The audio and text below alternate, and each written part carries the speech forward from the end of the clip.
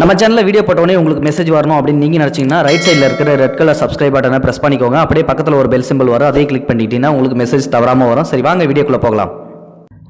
என் பெயர் இந்துமதி. நான் கல்லூரி முடித்து 2 மாதங்கள் தான் ஆகிறது. அதற்குள்ளாகவே எனது திருமணத்திற்கு வீட்டில் உள்ளவர்கள் ஏற்பாடு செய்துவிட்டனர். நான் கிராமத்தில் பாரம்பரியமான குடும்பத்தை சேர்ந்தவள். திருமணத்தை பற்றி என்னிடம் எதுவுமே கேட்கவில்லை. அப்பாவும் அம்மாவும் முடிவெடுத்து இன்னும் 1 மாத காலத்தில் திருமணம் என்று முடிவு செய்துவிட்டனர். இந்த திருமணத்தில் எனக்கு மறுப்பேதும் இல்லை. ஏனெனில் நான் யாரையும் காதலிக்கவும் இல்லை, வேறு எதற்கும் ஆசைப்படவும் இல்லை. ஆனால் வரப்போகும் கணவனை பற்றி தெரிந்து கொள்ள வேண்டும் என்ற ஆசை மட்டும் இருந்தது. எனக்கு 2 அண்ணிகள். அவர்கள் இருவரும் என்னிடம் நல்ல தோழிகளாகவே பழகினர். அவர்கள் மாப்பிள்ளையை பார்த்துவிட்டு அவர் நல்ல அழகாகவும் நல்ல குணமாகவும் உள்ளார் என்று புகழ்ந்து கொண்டிருந்தனர். அது மட்டும் அல்லாது அவர் காவல்துறையில் பணியாற்றுகிறார் என்றும் சொன்னார். எங்களின் வழக்கப்படி திருமணத்திற்கு முன்பு பெண் மாப்பிள்ளையை பார்ப்பதோ அல்லது அவருடன் பேசுவதோ கிடையாது. அவர்களின் பேச்சு கேட்டு எனக்கு என்னுடைய வாழ்க்கை முழுவதும் வரும் அவரை பார்க்க வேண்டும் போல இருந்தது. நானும் அண்ணிகளிடம் இதை பற்றி கூற, அவர்களோ உனது அப்பா அம்மா கண்டிப்பாக சம்மதிக்க மாட்டார்கள், வேண்டுமென்றால் உனது அப்பாவிடம் உள்ள புகைப்படத்தை எடுத்து வருகிறோம் என்று அப்பாவிடம் பேசி அவரிடம் இருந்த புகைப்படத்தை வாங்கி எனக்கு காண்பித்தனர். புகைப்படத்தில் அண்ணிகள் சொன்னது போலவே மாப்பிள்ளையும் எவ்வளவு அழகாக இருக்க வேண்டியமோ அவ்வளவு அழகாக இருந்தார். சினிமாவில் வரும் கதாநாயகனுக்கு குறைவில்லாமல் காணப்பட்டார். அதற்காக நானும் ஒன்றும் சளைத்தவள் அல்ல. அவருக்கு ஈடான அழகு உடையவனேதான் இருந்தேன். ஒருவர் என்னை பார்த்தால் மறுமுறையும் பார்க்க தூண்டும் அவ்வளவு அழகு. இதை என் தோழிகளே அடிக்கடி என்னிடம் கூறியுள்ளனர். சில நாட்களிலேயே அவரை நினைத்து கனவுகள் காணத் தொடங்கினேன். வருங்கால கணவரின் பெயர் கேசவன். இப்படியாக திருமண நாளும் வந்தது. திருமணத்தில்தான் முதல் முறையாக அவரை சந்தித்தேன். புகைப்படத்தில் இருந்ததை விட நேரில் மிக அழகாக இருந்தார். திருமணமும் நல்லபடியாக நடந்து முடிந்தது. அப்பொழுதும் கூட அவரிடம் பேசும் வாய்ப்பு கிடைக்கவில்லை. ஆனாலும் அவரின் கண்களில் இருந்தே தெரிந்தது அவரும் என்னைப் போலவே என்னை காண்பதற்காக காத்து கிடந்தார் என்பது. அடிக்கடி என்னை பார்த்து புன்னகைத்து கொண்டே இருந்தார். பதிலுக்கு நானும் புன்னகையை பரிசாக கொடுத்தேன். அனைத்து சடங்குகளும் முடிந்து கணவர் வீட்டிற்கு செல்லும் பொழுது மாமியார் பதட்டமாக வருவதாகவே கூறிக்கொண்டு வந்தார். உடன் வந்தவர்களும் அதை பெரிதாக எடுத்துக்கொள்ளவில்லை. காரணம், இதைப்போல அவருக்கு அடிக்கடி வரும் என்று கூறிக்கொண்டு வந்தனர். வீட்டிற்கு வந்ததும் ஓரளவு மாமியாரின் உடல் நலமும் சீரடைந்து எப்பொழுதும் போல சகஜமாக பேசிக்கொண்டிருந்தார். பின்பு என்னை அலங்கரித்து மாடியில் உள்ள கணவரின் அறைக்கு கணவரின் தங்கை அழைத்துச் சென்றாள். சிறிது நேரம் பேசி இருந்துவிட்டு பின்பு அவளும் சென்று விட்டாள். நானும் என் கணவரின் வருகைக்காக காத்து கிடந்தேன். கணவரின் அறை மிகவும் அழகாக அலங்கரிக்கப்பட்டு இருந்தது. வண்ண வண்ண பூக்களாலும் வாசனை திரவியங்களாலும் அறை முழுவதும் நறுமணம் பரவி கிடந்தது. அவரின் சிறு வயது புகைப்படங்கள் அனைத்தும் மாட்டி வைக்கப்பட்டு இருந்தது. நானும் ஒவ்வொன்றாக அதையெல்லாம் ரசித்து கொண்டே இருந்தேன். 1/2 மணி நேரம் கழிந்திருக்கும். அப்பொழுது திடீரென்று மின்சாரம் சென்றுவிட்டது. அறை முழுவதும் இருட்டில் மூழ்கியது. என்ன செய்வதென்று புரியாமல் என்னுடைய தொலைபேசியை தேடினேன். அதுவும் நான் கொண்டு வந்திருந்த பையில்தான் இருந்தது. ஆனால் அந்த பை இருட்டில் எங்கு வைக்கப்பட்டது என்று தெரியவில்லை. நானும் அமைதியாக கட்டிலில் அமர்ந்து விட்டேன். அப்பொழுது கதவை திறந்து யாரோ வருவது போல சத்தம் கேட்டது. நானும் சிறிய பயத்துடன் அது யார் என்று கேட்க, நான் தான் கேசவன் என்று பதில் வந்தது. எனக்கும் புரிந்து போனது என் கணவர் கேசவன் தான் என்று. நானும் வெட்கத்துடன் அமர்ந்திருக்க அவரும் என் அருகில் வந்து அமர்ந்தார். அவராவது அவரிடம் உள்ள தொலைபேசியை விளக்கை எரிய விடுவார் என நினைத்தேன். ஆனால் அவரும் அப்படி எதுவும் செய்யவில்லை. பின்பு அவரும் என்னை பற்றி ஒவ்வொன்றாக கேட்க அனைத்திற்கும் பதில் கூறிக்கொண்டே இருந்தேன். நானும் அவரை பற்றி சில கேள்விகள் கேட்க அனைத்திற்கும் அவரும் பதில் கூறினார். இருட்டில் அவர் முகம் சுத்தமாக தெரியவில்லை. ஆனால் அவரின் குரல் எனக்கு இனிமையாக இருந்தது. அவரின் குரலையும் அப்பொழுதுதான் முதல் முறையாக நான் கேட்கிறேன். பின்பு அவரும் சிறிது நேரம் பேசிவிட்டு என்னுடன் மிக நெருக்கமாக அமர்ந்தார். அவரின் வாசனை என் மனதில் ஊடுருவி ஏதோ செய்தது. நானும் வெட்கத்தில் தனை குளிந்தேன். பிறகு அவரது கைகள் என்னை தீண்ட ஆரம்பித்தது. நான் வெட்கத்தால் நெளிந்தேன். நானும் அதற்கு மறுபெயரும் கூறவில்லை. பின்பு காதல் மழை எங்கள் அறையில் மட்டும் பெய்யத் தொடங்கியது. அதில் இருவரும் இன்பமாக நனைந்தோம். சில வருட தவிப்புக்கு இன்பமாக நிறைவேறியது. இந்த சந்தோஷத்தில் எப்பொழுது உறங்கினேன் என்று கூட எனக்கு தெரியவில்லை. கண்விழித்து பார்த்தபொழுது விடிந்திருந்தது. இரவில் நடந்தவற்றை நினைத்து உதட்டின் ஓரம் லேசாக புன்னகை பூத்தது. திரும்பி பார்க்க அங்கே என் கணவர் கேசவன் இல்லை. எத்தனை மணி என்றும் தெரியவில்லை. உடனடியாக எழுந்து குளித்துவிட்டு மணியை பார்க்க 8 ஆகியிருந்தது. எனக்கும் சிறிதாக வெட்கமாக போனது. புகுந்த வீட்டில் அதுதான் முதல் பகல், இன்று கூட தாமதமாக எழுந்துவிட்டோமே என்று எனக்கும் கணவர் மீது லேசாக கோபம் வந்தது. காரணம், அவர் போகும்போது என்னையும் எழுப்பிவிட்டிருக்கலாம். எதற்காக அவர் சொல்லாமலேயே சென்றார் என்று. உடனடியாக கீழே இறங்கி செல்ல அங்கே மாமியாரும் இன்னும் சில உறவினர்களும் அமர்ந்து பேசிக்கொண்டு இருந்தனர். என்னை பார்த்து புன்னகைத்த என்னுடைய மாமியார் தனது பக்கத்தில் அமருமாறு சைகை காண்பித்தார். நானும் மெதுவாக சென்று அவர் பக்கத்தில் உட்கார்ந்து கொண்டேன். பிறகு அவர் என்னிடம் என்னுடைய உடல்நிலை திடீரென சரியில்லாமல் போய்விட்டது, இப்பொழுது பரவாயில்லை என்று சொன்னார். நானும் அவரை பார்த்து கொண்டே யோசித்தேன். அதனால்தான் கணவர் மிக சீக்கிரமாகவே எழுந்து வெளியில் வந்துவிட்டாரோ என. ஆனால் மாமியார் அதன் பின் சொன்ன விஷயங்கள்தான் என்னை அதிர்ச்சி அடைய வைத்தன. காரணம், மாமியார் என்னிடம், மருமகளே, உன்னிடத்தில் மன்னிப்பு கேட்டுக்கொள்கிறேன். நேற்று இரவு திடீரென்று மூச்சுக்கோளாறு ஏற்பட்டு விட்டது. உன்னுடைய கணவன்தான் என்னை மருத்துவமனைக்கு அழைத்துச் சென்றான். இரவு முழுவதும் என்னை அவன்தான் பார்த்து கொண்டான். நாங்களும் இப்பொழுதுதான் வீட்டிற்கு வந்தோம். உனது கணவன் மருந்து மாத்திரைகளை வாங்கி கொண்டு சற்று நேரத்தில் வந்து விடுவான். எனக்கு தெரியும் ஒரு பெண்ணுக்கு முதலறிவு என்பது எவ்வளவு முக்கியமானது என்று. ஆனால் அதை நான் தான் கெடுத்து விட்டேன். நீயும் கணவனுக்காக வெகுநேரம் காத்திருந்திருப்பாய். என்னை மன்னித்துவிடு என்றார். நானும் என்னை கேலி செய்கிறார்கள் என்று நினைத்தேன். ஆனால் அதற்கான எந்த அறிகுறியும் இல்லை. அதை கேட்டுக்கொண்டிருக்கும் போதே எனக்கு பதட்டமானது. கணவர் அவருடன் மருத்துவமனையில் இருந்தார் என்றால் நேற்று இரவு என்னுடன் இருந்தது யார் என்று அதிர்ச்சி அடைந்தேன். எனக்கு என்ன சொல்வதென்றே தெரியவில்லை. எதுவும் புரியவில்லை. என் மனசுக்குள் பல விஷயங்கள் யோசித்து கொண்டே இருந்தேன். இவ்வளவு வருடங்களாக கட்டி காத்த என்னுடைய கற்பை யார் என்றே தெரியாதவனிடம் இழந்துவிட்டேனே என மனம் கதறி அழுதது. என்னிடம் இப்படி ஒரு பாவத்தை செய்ய யாருக்கு மனது வந்ததோ என எண்ணி கோபமாகவும் வந்தது. என்ன செய்வது என்று புரியாமல் மனதிற்குள் செத்துக்கொண்டே இருந்தேன். அதே நேரம் கணவர் கேசவனும் வீட்டிற்குள் வந்தார்.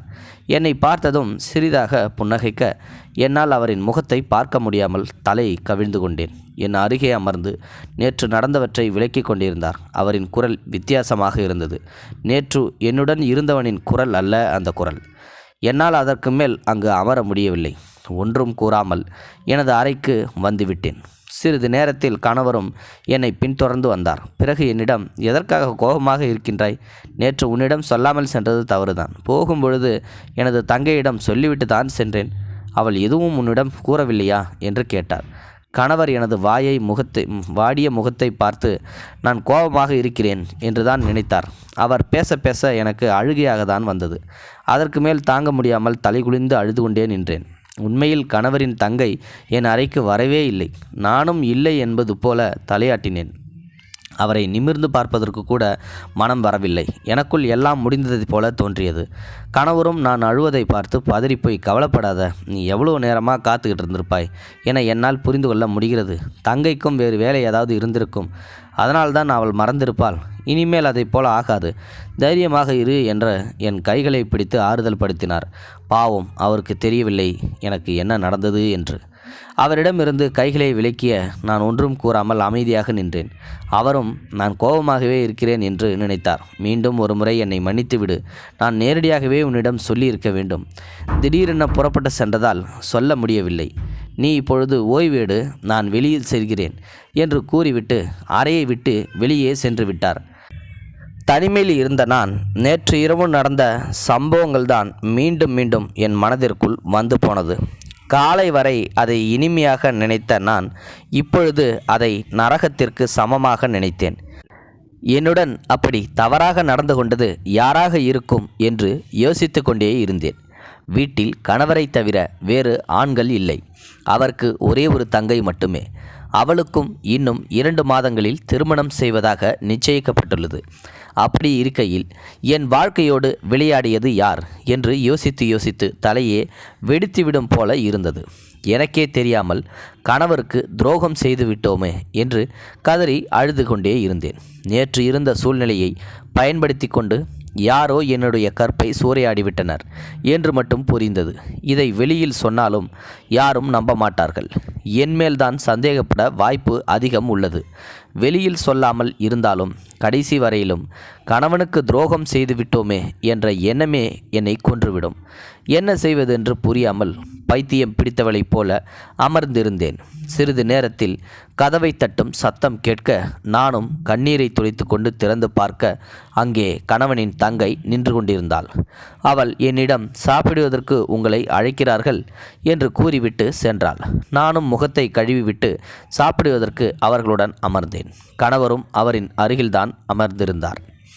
கணவர் தங்கையிடம், நீ ஏன் நான் மருத்துவமனைக்கு சென்றதை அண்ணியிடம் தெரிவிக்கவில்லை என்று சிறிதாக கோபப்பட்டார். அதற்கு அவளும், நான் மிகவும் களைப்பாக இருந்தேன், சீக்கிரமே உறங்கிவிட்டேன் என்று பதில் சொன்னாள். பிறகு சிறிது நேரத்தில், அண்ணா, நேற்று நமது வீட்டில் மட்டும் கரண்ட் இல்லை, மற்றவர்கள் வீட்டில் இருந்துள்ளது. காலையில் எழுந்து பார்க்க நமது மெயின் சுவிட்ச் ஆஃப் செய்யப்பட்டிருந்தது. யார் செய்தார் என்று தெரியவில்லை என்று யோசித்தவாறே சொன்னாள். இதை கேட்ட நானும் அதிர்ச்சி அடைந்தேன். காரணம், யாரோ ஏற்கனவே திட்டமிட்டு தான் இதை போல செய்துள்ளார்கள் என்று. கணவரும் யாராவது தெரியாமல் செய்திருப்பார்கள் என்று லேசாக எடுத்துக்கொண்டார். ஆனால் என்னால் அப்படி இருக்க முடியவில்லை. என் வாழ்க்கையை திட்டமிட்டே அழிக்கும் அளவிற்கு நான் எந்த ஆணிடமும் பழகவும் இல்லை. எனது முதல் காதல் என் கணவர்தான். யாராக இருக்கும் என்று யோசித்து யோசித்து குழம்பி போனேன். நானும் பாதியிலேயே எழுந்து அறைக்கு வந்துவிட்டேன். சிறிது நேரத்தில் எனது தொலைபேசியில் அழைப்பு வர அது புதிய நம்பராக இருந்தது. நானும் எடுத்து என்னவென்று கேட்க எதிரே அதே குரலை கேட்டு பதட்டமானேன். பின்பு அவனிடம், நீ யார் என்று கோபமாக கேட்டேன். அதற்கு அவனும், அதற்குள் என்னை மறந்துவிட்டாயா? நேற்று இரவு உன்னுடன் நான் மிகவும் சந்தோஷமாக இருந்தேன். உன்னை மணப்பெண்ணாக மணமேடையில் பார்க்கும் பொழுதே உன் மீது ஆசை வந்துவிட்டது. உன்னைப் போல ஒரு அழகை நான் இதுவரை பார்த்ததே இல்லை. எப்படியும் உன்னை அடைய வேண்டும் என்று மனதிற்குள் நினைத்தேன். ஆனால் அது இவ்வளவு சீக்கிரம் நடக்கும் என்று நானே எதிர்பார்க்கவில்லை. உன் கணவன் துரதிர்ஷ்டசாலி. இப்படி ஒரு பேரழகியை அனுபவிக்க முடியாமல் போய்விட்டது. ஆனால் அந்த வகையில் நான் பாக்கியசாலிதான் என்று கூறிக்கொண்டே வேகமாக சிரித்து கொண்டிருந்தான். அவனது சிரிப்பு எனக்கு கோபத்தை உண்டாக்கியது. அவன் பேசியிலிருந்தே அவன் எவ்வளவு மோசமானவன், கேவலமானவன் என்று புரிந்து போனது. அதற்கு மேலும் அவனிடம் பேச எனக்கு விருப்பமில்லாமல் தொலைபேசியை அணைத்து வைத்துவிட்டேன். அன்று முழுவதும் அவன் யாராக இருக்கும், எனது நம்பர் அவனுக்கு எப்படி கிடைத்தது என்ற சிந்தனையிலேயே கழிந்தது. அதே இரவு அதே நம்பரில் இருந்து ஒரு மெசேஜும் வந்தது. இன்று உன் கணவனோடு நீ சேரக்கூடாது. அப்படி சேர்ந்தால் திருமணத்திற்கு முன்பே உனக்கும் எனக்கும் சம்பந்தம் உண்டு என்று சொல்லி அனைவரிடமும் சொல்லிவிடுவேன். பார்த்து நடந்து கொள். எனக்கு மீண்டும் ஒரு முறை நேற்று நடந்ததைப் போல சந்தோஷமாக இருக்க வேண்டும். அதற்கு பிறகு நீ எப்படி வேண்டாமனாலும் உன் கணவனிடம் இருந்து கொள் என்று எழுதியிருந்தது. கூடவே சில புகைப்படங்களும் அனுப்பியிருந்தான். அதை பார்த்து நான் அதிர்ச்சி அடைந்தேன். காரணம், அன்று இரவு நான் தூக்கத்தில் இருக்கும் பொழுது எடுக்கப்பட்ட புகைப்படங்களாகும். அதில் எனது ஆடைகள் மொத்தமும் களையப்பட்டு இருந்தது. அதை பார்த்து எனக்கு என்ன நடக்கிறது என்று, என்னுடைய வாழ்வில் விளையாடுவது யார் என்று புரியாமலேயே நான் அழுது கொண்டே இருந்தேன். இரவும் நெருங்கியது. எனது கணவரும் கண்களில் பல கனவுகளோடு என்னை நெருங்கி வந்தார். 2 நாட்களுக்கு முன்பு அவரை அப்படியே பார்த்தது போல நன்றாக மிகவும் சந்தோஷப்பட்டிருப்பேன். ஆனால் இப்பொழுது எனக்கு பயம் மட்டுமே மனதில் நிரம்பி இருந்தது. என்ன செய்வது என்று புரியாமல் கணவரிடம் இப்பொழுது வேண்டாம் என்று தடுத்தேன். அவரும் ஏமாற்றத்துடன் விலகிச் சென்று விட்டார். அவரின் நிலைமையும் புரிந்தது. ஆனால் எனக்குத்தான் என்ன செய்வதென்றே புரியவில்லையே. நானும் கணவரிடம் சொல்லிவிடலாமா என்று கூட யோசித்தேன். ஆனால் அதற்கு பிறகு என்ன நடக்கும் என்று யோசித்தால் எனக்கு பயமாகத்தான் இருந்தது. என்னால் எனது குடும்பத்தார்களுக்குத்தான் கெட்ட பெயர் உண்டாகும். அதை அவர்களால் தாங்கிக் கொள்ள முடியாது என்பதும் எனக்கு நல்லாவே தெரியும். 2 நாட்கள் வரை நரக வேதனையாக கழிந்தது. அன்று மாமியார் என்னை அழைத்து, கணவரின் தங்கைக்கு பார்த்து இருக்கும் மாப்பிள்ளை இன்று விருந்து வைக்க வேண்டும் என்றும் அதற்கான ஏற்பாடுகளை செய்ய வேண்டும் என்றும் கேட்டுக்கொண்டார். நானும் மறுப்பு எதுவும் சொல்லாமல் சரி என்று சம்மதம் சொன்னேன். பிறகு அவர்களுக்கு தேவையான அனைத்து உணவுகளையும் தயார் செய்து கொண்டிருந்தேன். அப்பொழுது என் கணவரின் தங்கையும் என்னிடம் இதை அனைத்தையும் நான் தான் செய்தேன் என்று மாப்பிள்ளையிடம் கூற வேண்டும் என்று கேட்டுக்கொண்டாள். நானும் சிரித்துக்கொண்டே சரி என்று சம்மதித்தேன். எதிர்பார்த்தது போலவே சிறிது நேரத்தில் கணவரின் தங்கைக்கு பார்த்திருக்கும் மாப்பிள்ளையும் வந்தார். அவரின் பெயர் ஜீவா. வீட்டில் உள்ள அனைவரும் வரவேற்க நானும் வரவேற்றேன். என்னை பார்த்து சிறிதாக புன்னகைத்து விட்டு தலையாட்டினார். பின்பு எல்லாரும் அமர்ந்து சாப்பிடத் தொடங்கினோம். ஜீவா என்னை மட்டும் ஒரு மாதிரியாக பார்த்து கொண்டிருந்தார். அவரின் பார்வைக்கு அப்பொழுது எனக்கு அர்த்தம் புரியவில்லை. சிறிது நேரத்தில் அவர் சாப்பாடு மிகவும் பிரமாதமாக உள்ளது என்று என்னை பார்த்து சொன்னார். அவரின் குரலை கேட்டு நான் அதிர்ந்து போனேன். காரணம், அன்று இரவு என்னை கற்பழித்த அந்த காமுகன் இவன்தான். என்னாலும் நம்ப முடியவில்லை. ஒருவேளை நாம் தான் தவறாக நினைக்கின்றோமோ என்று. ஆனால் அவன் குரலை உன்னிப்பாக கவனிக்க ஆரம்பித்தேன். அது அதே குரல்தான். எனக்கு என்ன சொல்வதென்று புரியாமல் பதட்டமாக உட்கார்ந்திருந்தேன். இதை கவனித்த என் கணவரும் என்னவென்று கேட்க ஒன்றுமில்லை என்று சமாளித்து கொண்டேன். அவனும் சிறிது நேரம் பேசியிருந்து விட்டு அங்கிருந்து சென்று விட்டான். எனக்கு எல்லாம் புரிந்து போனது. எனது வாழ்க்கையை சீரழித்த கயவன் அவன்தான் என்று. போகும்பொழுது கூட என்னை தின்பது போல பார்வையை பார்த்துவிட்டு தான் சென்றான். நானும் என்ன செய்வதென்று புரியாமல் தவித்து கொண்டே இருந்தேன். அன்று இரவும் அவனிடமிருந்து தொலைபேசி அழைப்பு வந்தது. நானும் சரியாக அவனின் பெயரை சொல்லி அழைக்க அவன் சிரிக்கத் தொடங்கினான். பிறகு, பரவாயில்லை, உனக்கு எல்லாம் புரிந்து விட்டது. அது ஒன்றும் பெரிய விஷயம் அல்ல. நான் சொல்வதை கேள். அன்று யார் என்று தெரியாமல் எல்லாம் நடந்துவிட்டது. நாம் இருவருமே மிகவும் சந்தோஷமாக இருந்தோம். ஆனால் எனக்கு இப்பொழுது நான் யார் என்று தெரிந்ததும் என்னோடு நீ சந்தோஷமாக இருக்க வேண்டும். அது ஒரு முறை என்றாலும் பரவாயில்லை. அதற்கு பிறகு உன்னுடைய வாழ்க்கையை நீ வாழ்ந்து கொள். நான் உன்னை தொந்தரவு செய்ய மாட்டேன். ஆனால் ஒரு முறையேனும் நீ என்னுடன் இருந்துதான் ஆக வேண்டும். உன்னை நினைத்து என் மனம் தவித்து கொண்டே இருக்கின்றது. நீ மறுத்தால் என்ன நடக்கும் என்று உனக்கே தெரியும். என்னிடம் உள்ள புகைப்படங்களை உனது குடும்பத்தாருக்கு காட்டி உன் மானத்தை நான் வாங்கி விடுவேன். நாளை மீண்டும் தொலைபேசியில் தொடர்பு கொள்வேன். நன்றாக யோசித்து முடிவெடுத்து நல்ல பதிலை சொல்லு என்று தொலைபேசியை வைத்துவிட்டான். எனக்கு என்ன சொல்வதென்றே புரியவில்லை. சிறிது நேரத்தில் கணவரும் என்னுடைய அறைக்குள் வர அவரிடமும் ஜீவாவை பற்றி விசாரிக்க தொடங்கினேன். அதற்கு அவரும் ஜீவாவும் நானும் பள்ளியிலிருந்து ஒன்றாக படித்தவர்கள். அடிக்கடி எனது வீட்டிற்கும் வருவான். அப்பொழுதுதான் எனது தங்கையோடு பழக்கமாகி உள்ளது. இருவரும் காதலிக்க தொடங்கியுள்ளனர். அவர்களின் காதலை எங்களிடம் சொல்ல நாங்களும் அதற்கு சம்மதம் தெரிவித்தோம். எங்களை விட அவர்களின் குடும்பம் பெரும் பணக்காரர்கள். அவனுக்கு சிறிதாக விளையாட்டு புத்தி உள்ளது. மற்றபடி அவன் நல்லவன்தான் என்று கூறினார். பின்பு என்னிடம் எதற்காக அவனை பற்றி விசாரிக்கிறாய் என்று கேட்க நானும் ஒன்றும் இல்லை என்று சமாளித்து கொண்டேன். மறுநாள் எதிர்பார்த்தது போலவே மீண்டும் ஜீவா தொலைபேசியில் தொடர்பு கொண்டான். அவன் என்னிடம் ஒரு ஹோட்டலின் அறையின் பெயரை சொல்லி, நாளை காலை அங்கு நீ வர வேண்டும். உனக்காக நான் காத்து கொண்டிருப்பேன். இதை பற்றி நீ யாரிடமும் சொல்லவும் கூடாது. அப்படி சொன்னால் என்ன நடக்கும் என்று உனக்கே தெரியும். நாளை வந்துவிடு என்று வைத்துவிட்டான். எனக்கு என்ன செய்வதென்று தெரியாமல் தவித்து கொண்டே நின்றேன். நானும் ஒரு முடிவெடுத்து அவன் சொன்னது போலவே அவன் கூறிய அறைக்கு சென்றேன். கதவை தட்ட அவனும் திறந்து ஆசையாய் என்னை பார்த்து சிரித்தான். நீ வருவாய் என்று எனக்கு நல்லாவே தெரியும் என கூறிக்கொண்டே கதவை சாத்திவிட்டு எனது அருகில் வர முற்பட்டான். அவனை தள்ளிவிட்டு, நான் எதற்காக அப்படி செய்தாய், எப்படி உன்னால் இதைப் போலவே செய்ய முடிந்தது என்ற கேள்விகளை கேட்டேன். அவனும் சிரித்துக்கொண்டே, எனக்கு உன்னை பார்த்தவுடனேயே ஆசை வந்துவிட்டது. உனது கணவனின் தங்கையை திருமணம் செய்து கொண்டு அதை எப்படியும் நிறைவேற்றி விடலாம் என்றுதான் நினைத்தேன். என்னுடைய அதிர்ஷ்டம், உனது மாமியாருக்கு திடீரென்று உடல்நலக் குறைவு ஏற்பட்டு விட்டது. அப்பொழுது நானும் அங்குதான் இருந்தேன். அவர்கள் மருத்துவமனைக்கு செல்ல உன் கணவனின் தங்கையிடம் நான் வீட்டிற்கு செல்வதாக கூறி வெளியே வந்துவிட்டேன். பிறகு யோசித்து பார்த்தேன். நீ இப்பொழுது தனியாக தான் இருப்பாய். அவர்கள் மருத்துவமனைக்கு சென்ற விஷயம் கூட உனக்கு தெரியாது. இப்பொழுது மின்சாரத்தை துண்டித்து விட்டால் நாம் நினைத்தது நடக்கும் என்றுதான் முடிவு செய்தேன். அதன்படி நான் தான் சுவிட்சை ஆஃப் செய்துவிட்டு யாருக்கும் தெரியாமல் உன்னுடைய ரூமுக்கு வந்தேன். நான் நினைத்தது போலவே அனைத்தும் நல்லபடியாகவே நடந்தது என்று வேகமாக சிரித்தான். அப்பொழுது திடீரென்று கதவை திறந்து கொண்டு எனது கணவர் அறைக்குள் வந்தார். அதை பார்த்து அவன் அதிர்ச்சியில் உறைந்தே போனான். ஆனால் நான் அதிர்ச்சி அடையவில்லை. காரணம், அவனை பற்றிய உண்மைகள் அனைத்தையும் நேற்று இரவே அவரிடம் தெரிவித்து விட்டேன். ஆரம்பத்தில் அவரும் கூட நம்பவில்லை. பிறகு என்னிடம் இருந்த மெசேஜ்களையும் அவன் அனுப்பிய புகைப்படங்களையும் காண்பித்தேன். அப்பொழுது அவர் கோபத்தின் உச்சிக்கே சென்று விட்டார்.